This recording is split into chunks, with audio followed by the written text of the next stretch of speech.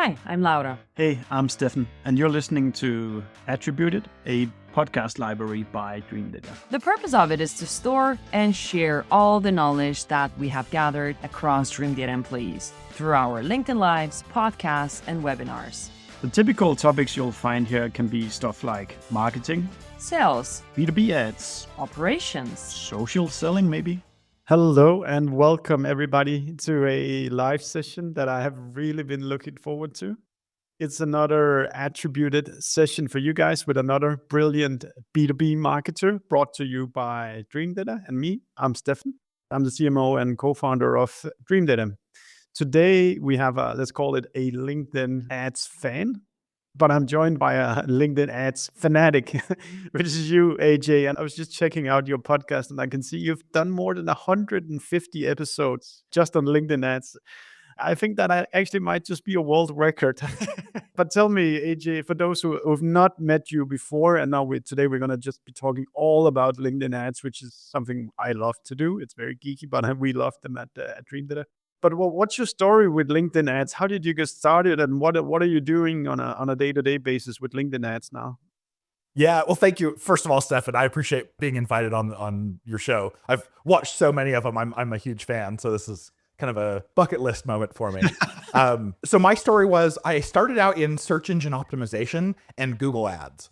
And I got brought in as the first digital marketer for a pre-IPO SaaS company back in 2011. And I was talking to my new boss, the CMO, and I laid out everything I wanted to do with SEO and PPC. And she went, "That sounds great. Go ahead and execute it.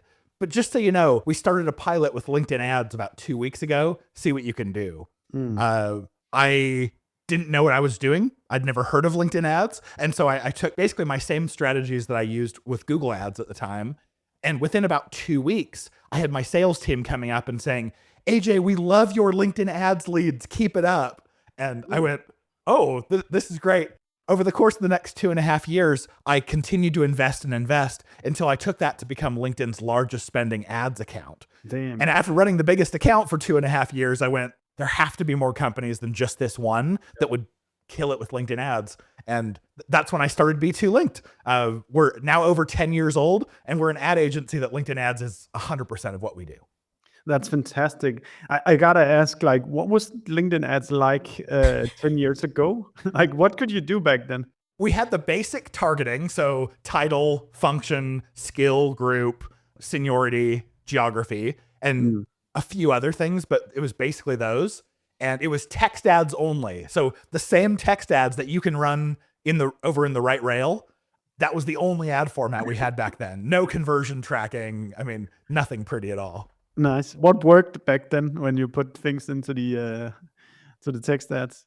It was lots of faces and lots of logos. We pretty much didn't find anything outside of a face looking right at the camera or a logo that was worth anything. To me, it feels like there was a long period when not much innovation then happened with LinkedIn ads, but then the last few years, just on the back of each other, more and more nice stuff is coming out. Is that how you kind of see the progression as well? Very much. It went from being very slow, where LinkedIn ads only had one developer who was working on it. So if we said we need this change, they would say, "Oh, let's go pull this developer from a different area of LinkedIn, teach them about how it works so they could fix it." Now in the last few years, it's gotten really exciting. It's super nice now. But yeah, today, AJ, we've set out, I asked you, could you kindly just try to come up with 10 underutilized LinkedIn ads best practices for our audience? And I think we should start just getting straight into the list. And I know you even have some bonus tactics that we're going to give the listeners. So number one on your list, there's actually AJ made a complete deck to this, so we can probably upload that as a comment afterwards. But number one on your list, AJ, what is the one thing that people utilize way too little using LinkedIn ads? That is the geography that we have to set for every single campaign. The default is recent or permanent for that geography, but you need to understand that recent means they were in that geography in the last 6 months. So the biggest challenge that we find is, we'll find, let's say we're targeting just the United States for a client, and then in the summer sometime, all of a sudden the client will say, hey, we're starting to get some leads from the Philippines and from Africa. Like, can you check your targeting? Inevitably, the targeting's right, but it was just set to recent or permanent, and people visit other places on vacation. They do. And so as soon as you switch that to be permanent location, then you're only targeting the people who on their LinkedIn profile, they say, this is where I live. And that's what you want to hit, unless you're targeting for a temporary event.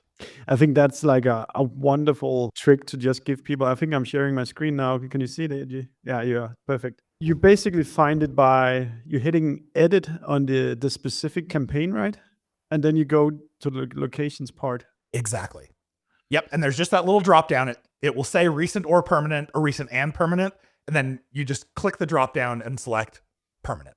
How much of a mess would you estimate that this pollutes audiences with? I would say not a lot. It's fairly rare, but like I said, in the summer, when all of a sudden we have clients who are showing leads from other countries in the world, that means that enough impressions were being shown to get clicks, and enough clicks happened to get leads. So it could easily be 1%. Or it might be up to 5%, who knows? But I mean, if the effect is 6 months after, I mean, like at least in those countries where you travel a lot for vacation, it might actually be substantial. And if it switches on the wrong accounts, it will suck up significant amounts of budget. Exactly. Yep. So it's better just to change it now and don't worry about the 6-month fallout later. No. That's really good advice, AJ.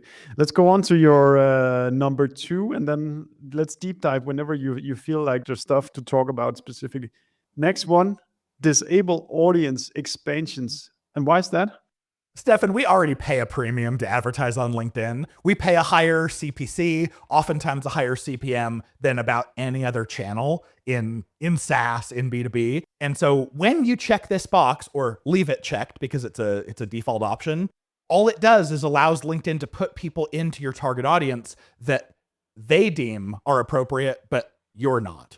If you're in a position where you have so much budget to spend and so little time to define your targeting, maybe you should leave it checked. But I would also suggest maybe you need to give the platform a little bit more of your time so you can be more thoughtful about your targeting, because LinkedIn's not going to choose the right kinds of people. This was all based off of the same algorithm that were in lookalikes, and LinkedIn retired lookalikes. What's it been? A year ago. So it's not great. You should always uncheck that. Super nice. This is also a thing I've heard ad hoc multiple times. So it seems like there's enough smoke to confirm a fire. Just out of curiosity, audience expansion, does it mean that they show your ads on another platform, or is it that they're being more liberal with like who they're showing to ads to inside of LinkedIn? Yep. What they are doing is adding more people to your target audience. But with that particular option, all of your targeting stays within the LinkedIn platform. As we're doing this live, there's actually questions coming in already. So you must already have hit a spot, AJ. We'll pick up your list afterwards, but let's go to Soren's question here. I'll just read it out loud, allowing you 1 second to think. So when targeting Europe, let's say Germany, why is there a difference in selecting English versus German? And why is the English audience in Germany bigger than the German language in Germany? It's a really good question. And the answer is really difficult here. So LinkedIn doesn't serve the languages as separately as you would think that they do. And this actually, anyway, I'll share this. It may not answer the question directly because I need to do a little bit more research here. But when you target in any language on LinkedIn, LinkedIn assumes that they also know English. So if you target German, maybe it's the other way around. No matter what language you choose, they're going to target people who speak English, and it really messes up our targeting. So I think the answer to the question is something along those lines, that LinkedIn is including at least English into the other language targeting that you're putting together.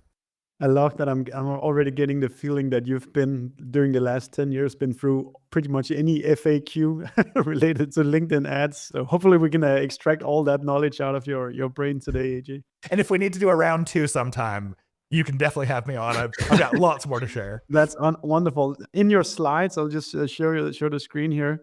You also added no pacing related to this. Oh, sorry. This was for the LinkedIn Audience Network. So this is that option where if you leave it checked, it is the where LinkedIn can show. Sorry, yes, that's the next point. Yeah. So yeah, disable audience network. Yes. So the audience network is that option where if you leave it checked, LinkedIn is going to show your ads off of LinkedIn and on other partner sites. Yeah. The problem is that the traffic is really low quality. So we started diving into why is the traffic so bad? And what we found is LinkedIn has no sort of a pacing algorithm. So as soon as someone shows up on one of these partner sites that fits your targeting criteria, LinkedIn immediately starts serving it to them as many chances as they get. And the partner network is quite large. So you will usually spend 99% of your budget off of LinkedIn and only 1% on. And on LinkedIn is where the highest quality traffic is. We've also, not only will it spend the whole day's budget in just minutes, oftentimes like the first 20 minutes of the day, but it's really low quality traffic. Yeah. That QR code you showed on the slide takes you to a podcast episode I did all about block lists. And interesting. In that, I gave my free block list. I went through all the 1,000+ sites and chose only the highest quality ones. And you're all welcome to that one for free. When you use that block list, you're only going to show up on really high quality sites like New York Times, Wall Street Journal, Business Insider, those kinds of things. Fantastic. And as I said before, go find this conversation on LinkedIn if you listen to it on your phone, and then you'll be able to find the slides. So the audience network, I guess it works a little bit like the Google's display network, that they own or they have contracts on real estates, different places on the internet. And if you're not being picky there, you probably waste your money showing ads where you don't want to be showing ads. Definitely. We found that many of the placements, we had one placement. It was a Sudoku app that was spending 60% of a client's budget. And we know in that app, like people are not actually clicking a 60% click-through rate there. Like it's crazy, whatever it was.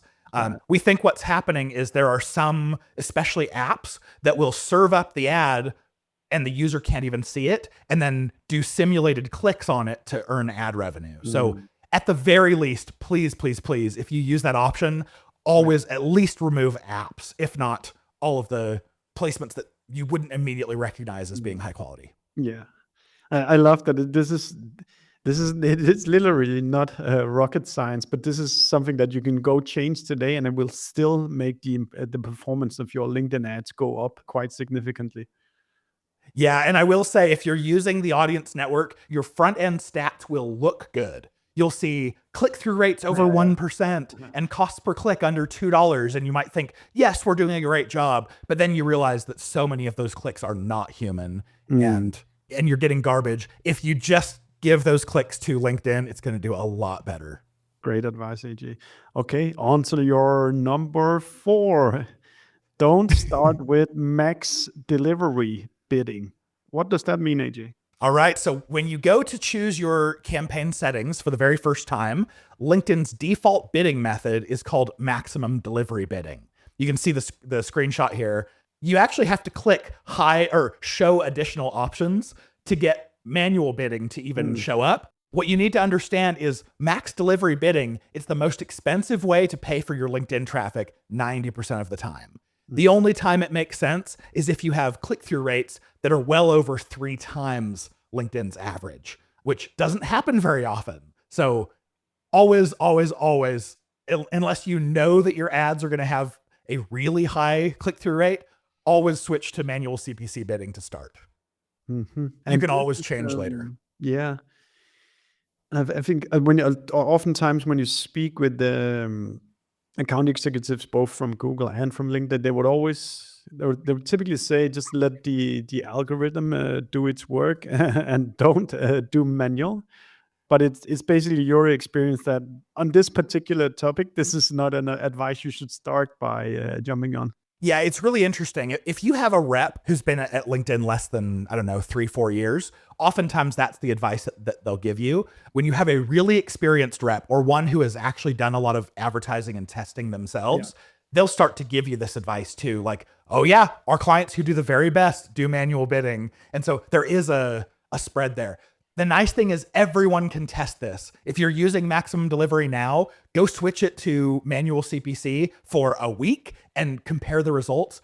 You'll find out very quickly if you've been paying too much. Oftentimes maximum delivery has people paying $20 to $40 per click, whereas our clients are paying on average $6 to $8 per click for the same traffic. So you can get traffic costs on LinkedIn a lot lower than where they are when your LinkedIn rep tells you to turn on a setting. Yeah, and just like technically, it's because you instructed to just get your ad in front of the audience as fast as possible.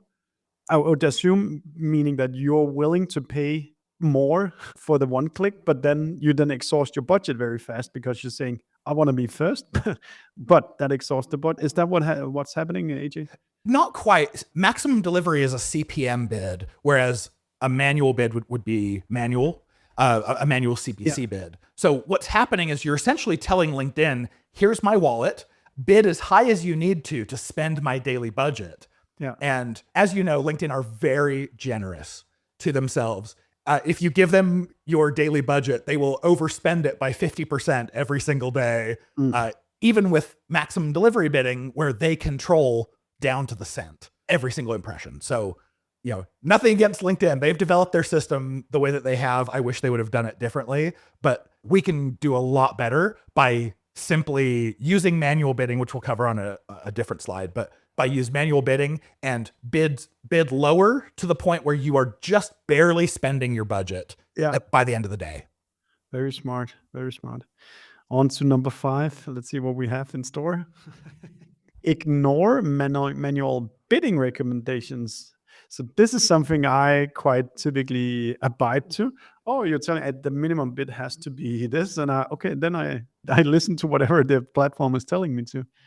Yes, and that's the problem is these bidding recommendations that LinkedIn gives you. If you get to the point where you are bidding manually, then you see these recommendations. And this last week, I saw a recommendation where LinkedIn was saying, other people like you were bidding $42 to $96 per click, which is insane. The only people who are paying that much for clicks are either if they have really low performing creative and huge budgets, or maybe it's the Fortune 500. But either way, if you want your budget to last, if you want to stretch out and get the most from your budget, ignore these recommendations.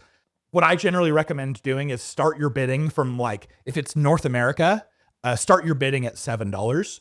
And because the worst thing that can happen if you bid too low, LinkedIn just doesn't give you enough impressions to get enough clicks to spend your daily budget for the day. So if you start at 7 and you just come back 2 or 3 days later, you see you didn't spend enough. Okay, try bidding 8, try 850, try 9. You can always do that. And that is by far the best way to get so much more from your traffic on LinkedIn. That's really good. Now we just said North America, which I think just click the button for me. Was it your impression where North America is probably the most expensive market on LinkedIn, right? Yes. Yep. If I were bidding in Eastern Europe, I would bid $3 to start. If I'm in Western Europe, I might start at 5.5 or 6. Yeah. South America, I might start at 2. So it just depends on where you want to target in the world. North America is the most expensive place to target. Yeah, and probably there's also there's some more overall strategy going into this as well. Are you able to serve the language of the cheaper markets? Does it matter which country your customers are from? Are they able to do the same average contract value in each country? If everything aligns and the clicks are just more expensive in the US, then maybe you do want to invest your budget globally. Or if you're not able to do CS work that actually serves the people outside of maybe in Europe or in Australia, then you shouldn't be bidding. I bet you talk a lot with your clients about the overall strategy of the go-to-market as well, AJ. Yeah. And I would say nail it in the market that you live in, that you know, because other markets, they have different personalities, different cultures. And very early on, this wasn't with LinkedIn, but I was wondering with a company I worked at, why do I have terrible conversion rates in Canada? And the reason why is because my forms said zip code rather than postal code. And people in Canada were like, what's a zip code? Or these guys are obviously American. They don't understand us. I'm not going to convert here. So you will find elements like that. Wonderful. And I think just for the structure of our conversation, AJ, you have so many great, very specific points. So I think let's work through the specific points you already prepped. And then there's a lot of questions, and please do continue to type them in, because then me and AJ can pick them up as soon as we're done with all the tangible stuff AJ prepared for you. Next, number 6, ABM, include company page URL for 100% match. Okay. So for those of you who might be uploading CSVs of your, oh yeah, go ahead. No. I know you do. On my finger. We do that. Yes, you are the kings of account match. That's why I wanted to make sure I included an ABM tip. If you have, a normal company list that we've uploaded before might be company name and company URL, and those don't match at a super high rate. But what we've done in the past is we've gone ahead and uploaded just company names and URLs. And then LinkedIn will show you, when you go into the audience, the names of the companies that didn't match. Then you could just grab those. There's no easy way to download, so screenshot them or copy paste. Go and research yourself. Go find the LinkedIn company page URLs for all of those companies, re-upload them with that field, and then you'll have 100% match rate. LinkedIn matches company page URLs because they own them at 100%. That's super good. And I think let's just give a little bit of extended shout out to the matched audiences on LinkedIn. I think it's a fantastic way to advertise that. If you know who the companies are that you want to be targeting with your ads, you can literally just upload a list with these names and run ads towards people in the function where your product or service is relevant. And it doesn't have to be high budget either. If there's 10 companies you want to go after, you might only be able to spend, $20, $30 a week on such a small audience. That's okay. It's funny because I was speaking with a founder of a tech scale up here in Europe last week, and I was telling him, you don't even have to think about measurement if you're running a very low budget.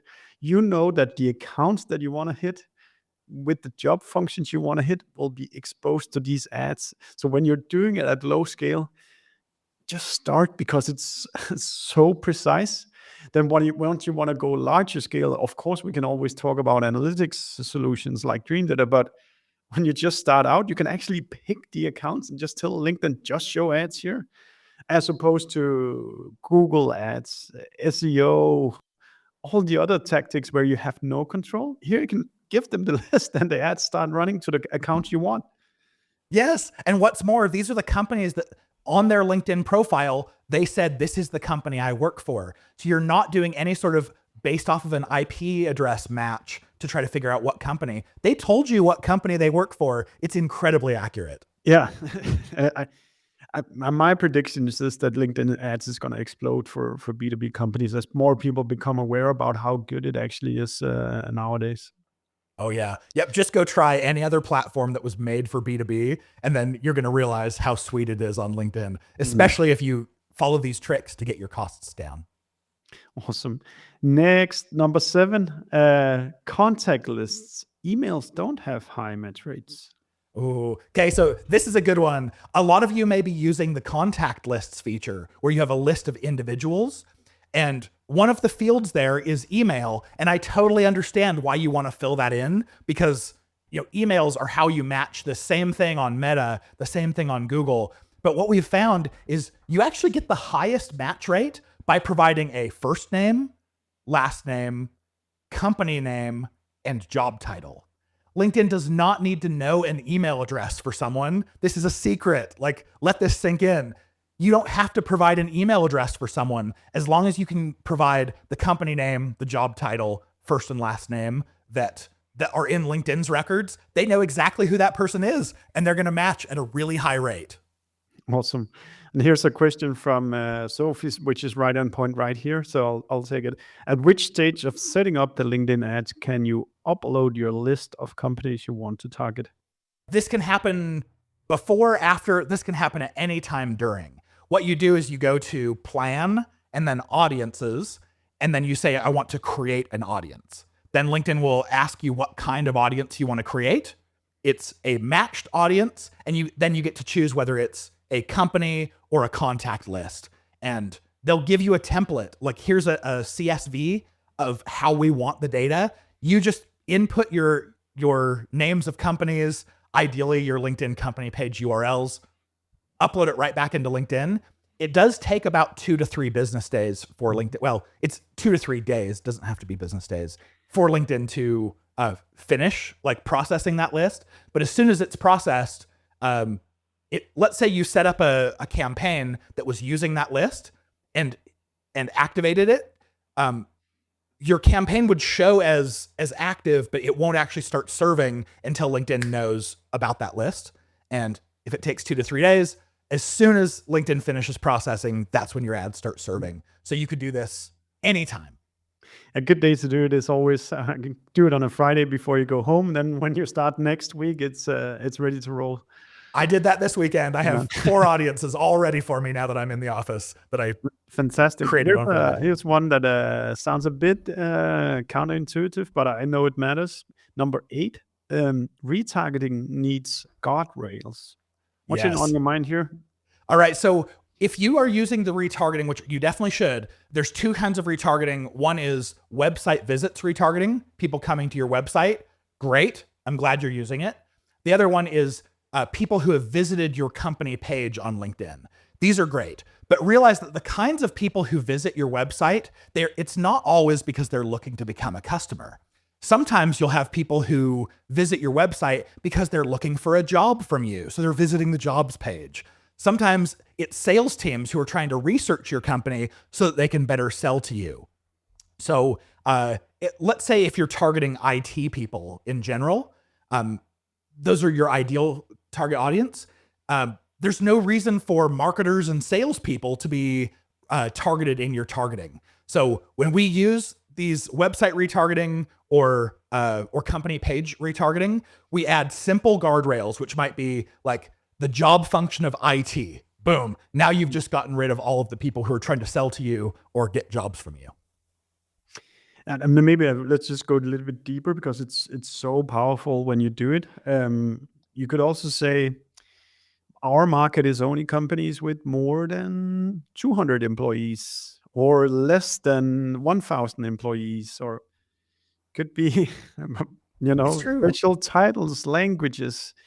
I think any site, I think there's as you said, there's 2 things. You can retarget those that visit your company page on LinkedIn, but there's also a lot of businesses who built their business on SEO, which means they have a ton of traffic on your website. But exactly as you say, AJ, you don't want to be retargeting all that traffic. But by just setting up these guardrails, you only retarget the relevant traffic that came to that website. If you're running extremely account-based, you might even utilize the audience we just talked about before and say, only turn on the retargeting ads if it's an account on this list that we have defined upfront. Such a good point. Absolutely. Ooh, here's a twist or a curveball. Paulina is saying, any tips on how to broaden the retargeting audience? All right. So if you put an audience together and it's too small means under 300 people. It could either mean that the audience has not been fed in a while. So it's, let's say it was a 90-day audience. It's now been 89 days and a whole bunch of your audience are starting to die out. Or you just have other targeting filters on top. Like, let's say you're requiring they have to have this job function and they have to be this company size. What I would recommend doing is just remove some of those whatever facets that you're requiring there to let the audience size become bigger. So if you're using job function and company size, try removing company size, leave it for job function, and see if you can get above 300. Have you done any spinning? The other way to read this question could also be, I love my retargeting audience. It's easier to get them to convert. How do we copy it, or how do we kind of do something to make get me more people like these? Oh, okay. So there's so many ways we could go with this. LinkedIn has a whole bunch of retargeting that we call them engagement-based audiences. Yeah. They are people who've taken some sort of an action on your ads that because they were logged into LinkedIn, LinkedIn knows exactly who they are and what they did. And so some of these retargeting audiences, they build really efficiently. For instance, in my top layer, I call this my stage 1 ads. When I'm targeting my cold audiences, if I run video ads, I can then say, I want to retarget anyone who watches at least 50% of one of my video ads. There's a lot of people who watch video on LinkedIn, so that's very efficient. The other one is thought leader ads on LinkedIn, because every single engagement that someone does with an individual's post as a thought leader ad, all of those clicks are retargetable, and you can get big audiences very quickly to retarget. Maybe I'll stop there and see if you have any additional thoughts. I think that's really good, AJ. I think I don't know if it's maybe almost too hidden on LinkedIn that it's possible to do this retargeting, because like traditional people just think my website, and maybe they think my social profile as well, but it's actually all the engagement that you have already triggered that you can re-engage with more retargeting. But to be super specific, AJ, how do people get that to work? I think we have to first set up the audiences. Yeah, it's a little bit cumbersome to do it. Yeah. And the cool part is, if it's website visits retargeting, that has to be set up and collecting and get at least 300 people on your website. So this is most valuable, I think, for people who are either spending a lot on LinkedIn and driving lots of traffic, or their website has traffic coming from lots of channels and you can get to that 300 people very quickly. But that is 100% cookie based, which means probably a half or more of your audience are on iOS devices. And as soon as they leave your website, iOS dumps the cookie. And so you're not going to be able to keep retargeting the majority of those people. But if you use one of the other retargeting methods, it's not cookie based. LinkedIn remembers who you are because you were logged in and what you did. So today I can set up an audience that says, go create an audience of anyone who visited my LinkedIn company page in the last 180 days. And LinkedIn goes, oh, I remember those people. And they can create an audience within 2 or 3 days, remembering the last 180 days worth of visits. Yeah, and on top of this, then you can say similarly, you can say if they clicked an image, they pressed play on the video, you can layer that even on top of it.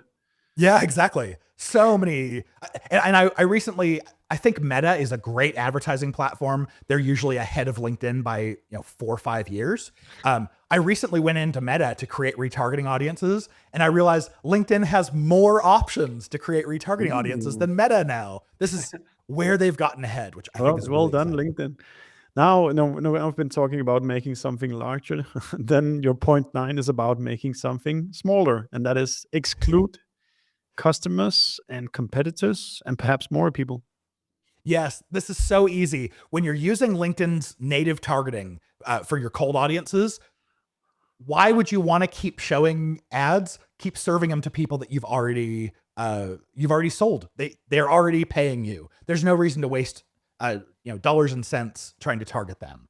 So what I recommend doing, get together a list of all of your current, maybe even past customers, upload that as a list, and then you can add these lists as exclusions to your audiences. Do the same thing for your own company, your own employees, past employees if you want. If you already have good access to someone, there's no reason to keep paying for those unless you specifically want to target them. Absolutely not. And I think I've made a list of our investors as well. Like, I don't want to spend our investors' money running ads towards them when they've already seen them. So let's just give that a break. And it's just another example of how targeted you can go with your ads, making sure that you're not spending your money on the wrong people here. Yes. One little funny thing that I'll mention is we have had clients who say, we specifically want our executive team to see our ads so that, because they come and ask us and they say, hey, you're advertising on LinkedIn, but I haven't seen the ads. So occasionally we'll put together a campaign targeting just their own company, but we bid very low and we bid we bid by CPM rather than CPC. That way, when they click it, it doesn't cost us. And we're just going to make sure that our ads just keep showing. Yeah, I have to throw in a little Dreamdata plug here, or else my product team will will kill me. But we do have an audience hub where you can sync audiences dynamically to LinkedIn ads. So as soon as customers change status inside your CRM, Dreamdata knows, and then the next day the algorithm updates. Customers are either in or out of an audience. So there's the plug for my product team here. Very cool. Cool. Number 10. Let's see what we have here. Single image ads love square imagery. I've never said that sentence in my life before. Before I typed up this slide on a flight, I hadn't either. But when you run single image ads, there's a lot of different formats that you can use. You can do the 16:9, which is kind of where LinkedIn started. It's the wide horizontal, and those don't look good on mobile. If you do one that's tall, a lot of people are doing 4:5, so it's a little bit more tall, or sometimes 6:19. Sorry, 9:16, 16:9. LinkedIn will only serve tall creative on mobile devices, and so you lose out on all of your desktop traffic. Yeah. But if you use square 1x1, we do 1200 by 1200. That's the ideal size for single image ads. I think that's great advice. Also, like if you want to do like these mobile specific stuff, kind of you need a team that thinks about these things all the time. If you're a smaller team, just do squares, and you don't have to think too much because they take up good amount of real estate on a desktop, and they do so on a mobile as well. Totally. Now, I can't recall, AJ, is it possible to target device types on LinkedIn ads? Say, here's a tailored one for phones. Can I click that? Unfortunately not. This is one that I really wish that LinkedIn would come out with, because it's so easy for them to know. They know what device people are using. Absolutely. They just, the targeting that we have, if you go into traits, you will see device preference. But just because someone prefers mobile doesn't mean that they're on mobile right now. Yeah. So the only real way, if you use, if you're using the newsfeed ads and you choose a tall creative, that's only going to be displayed on mobile. And if you use all the right rail ads, text ads and dynamic ads, those are only eligible to run on desktop. Those are the only ways that I know of to choose which device. That's a shame, because that would give you more confidence about saying, okay, this one is going for mobile. So like even the creatives might be a bit faster because it's going to be consumed in 1 or 2 seconds or something like that. Exactly. Cool. That took us through the first 10, but you're a generous man, JJ, and we have more tips straight for you. Number 11, rotation optimized for performance. Okay, so first of all, while I was putting these together, Stefan asked, hey, can you come up with 10 of these underutilized best practices? And I was like, oh yeah, I bet I can come up with 10. And as I kept typing, I came up with 12, and I was like, okay, I have to stop. Yeah. So we have some bonuses here. Okay, rotation on ads. What's that, AJ? This is the one recommendation that LinkedIn gives that I absolutely agree with. LinkedIn's default rotation setting is called optimized for performance.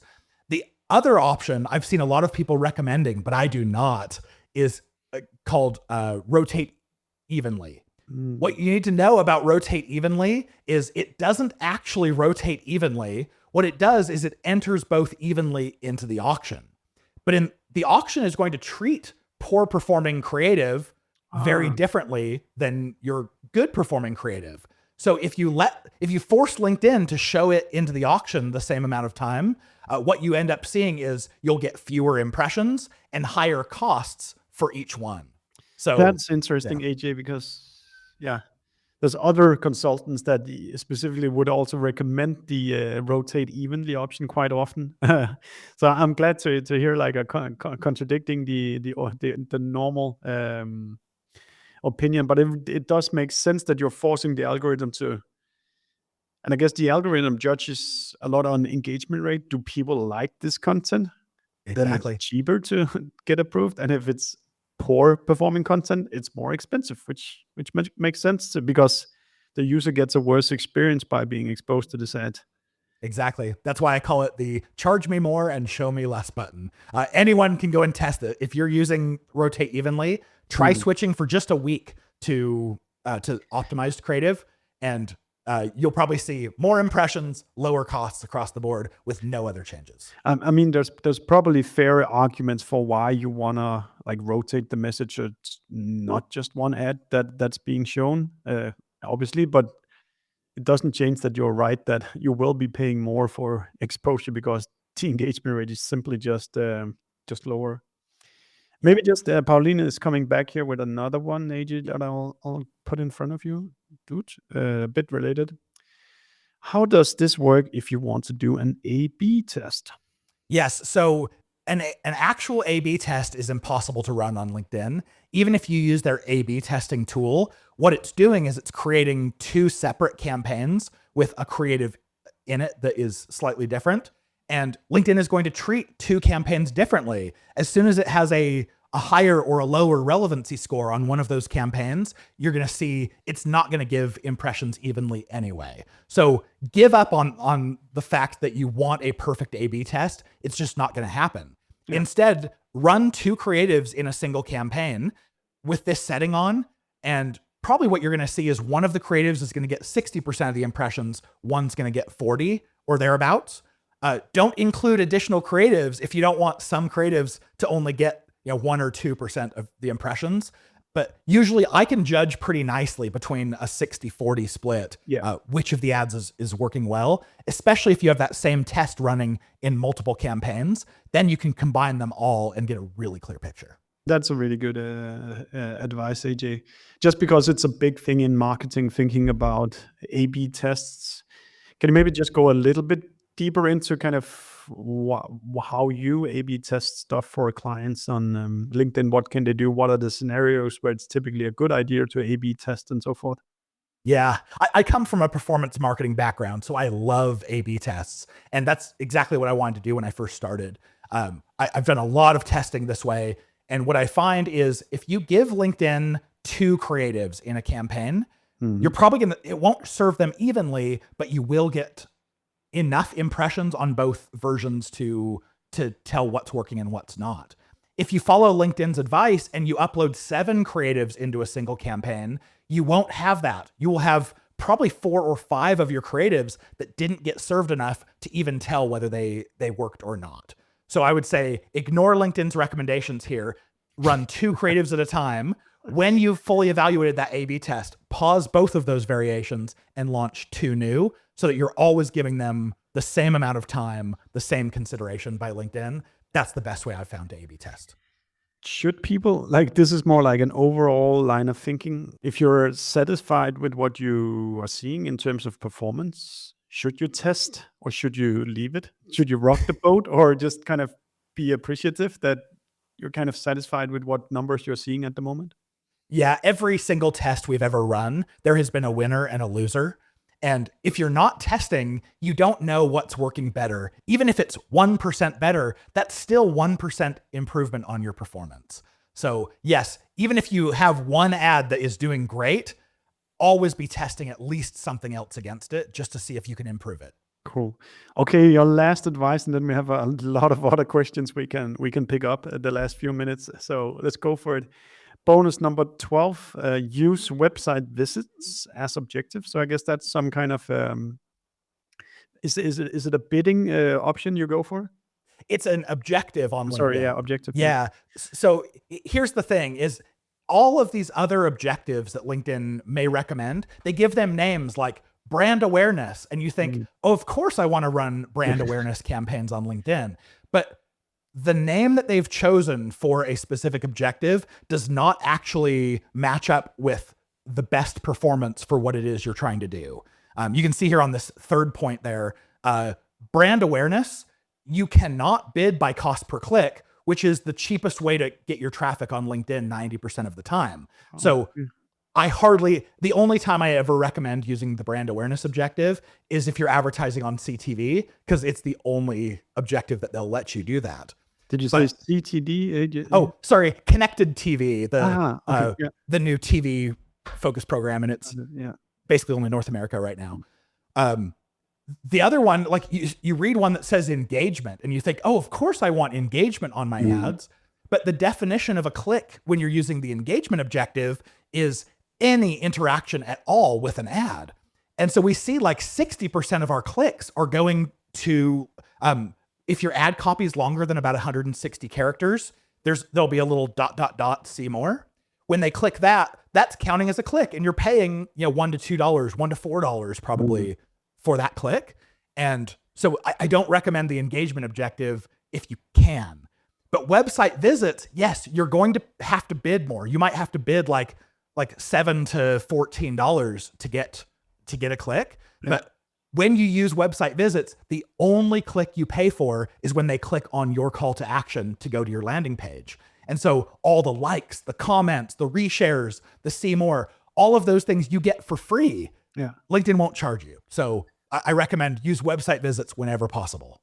I think that's really great advice. And I think like if you're too stuck in the old way of attributing that somebody needs to click and then they need to convert in this session before I can measure it, and then it says original source LinkedIn ads, then you can't apply this framework because you're stuck in having to measure the click. But if you're thinking that what marketing is really about is getting the right people and getting the right message to them, then whether they click or not click doesn't matter. It's about you getting your message in front of them. I totally agree. I think especially we've used this with with document ads. You can run document ads in a website visits objective. And what that means is every time someone swipes through your document, those are free clicks. Mm-hmm. And so we've had clients where we're running these document ads on website visits objective, and in Campaign Manager, it will say they've spent $0, or maybe they've gotten one click in the last week, and they're really disappointed. They think it's poor performing. We switch our columns to engagement and we show them, no, it's LinkedIn. It's continuing to show this. It's getting tons of engagements and you just didn't have to pay for them. They were free. Yeah. And you know what happens in a minute? They're going to go to Google and they're going to type in your brand name and then go from organic search to your website. Exactly. And you may not be able to attribute it directly to LinkedIn, but imagine that when you shut your LinkedIn ads off, all of a sudden your Google traffic decreases and conversions drop. It's because those platforms are playing so well together, just like Dreamdata can tell you. Yeah, exactly. That's one of the outcomes of being a marketing partner of LinkedIn is that we have access to the API about where impressions and engagements as well. So we can't say it's this person who did it, but it was somebody from this company that got exposed to this asset, which was the first 10 impressions before somebody showed up at your website. Yep, super valuable. Okay. That was all your slides, AJ. I'll make sure to upload them afterwards, but we still have a lot of questions coming in, so we'll go straight to them. We have 8 minutes left, so let's see what we can manage to do here. Perfect. I think this one you must be getting all the time at the moment. Do you have experience with LinkedIn's AI for ad creation? Is it any good? I didn't even know LinkedIn had AI for ads creation. Yeah, it's pretty new. So there's two different options. One is when you actually go to write your headlines and your intros, LinkedIn will now suggest ad copy from AI. So that's one way that I think is really helpful. The other one, LinkedIn, they call it Accelerate, and you give LinkedIn a landing page URL from your website, and it will go and figure out who should I be targeting and what should the ad say and what should the imagery be. That takes far too much control away from me to feel comfortable with it. So honestly, I haven't even used Accelerate. I don't anticipate ever using it. It has some limitations where when you're using it, you can't use certain settings that I recommend not using. So I would say feel free, try it out, but realize for a more advanced marketer, you're probably going to be better off just setting everything up yourself. Okay.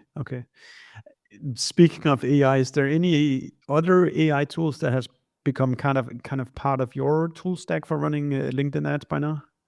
Other than ChatGPT for help me come up with variations of ad copy, not really. What I hope we have in the future is right now, AI is very much built around large language models, which means they don't understand numbers very well.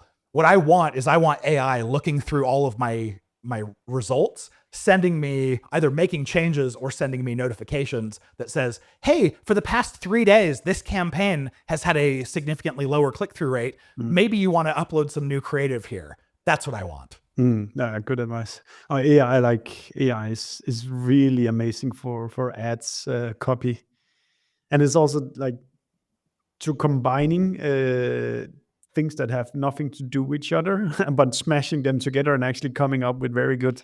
We've been using them sometimes for LinkedIn ads text, where you can tell them you have this amount of characters together. It needs to embody the value proposition of Dreamdata. And you can add a sense of humor or whatever, and it will just, all of them won't be good, but it also only takes you a minute to do that prompt, and then you can take that text out and put it directly into the ad. Totally.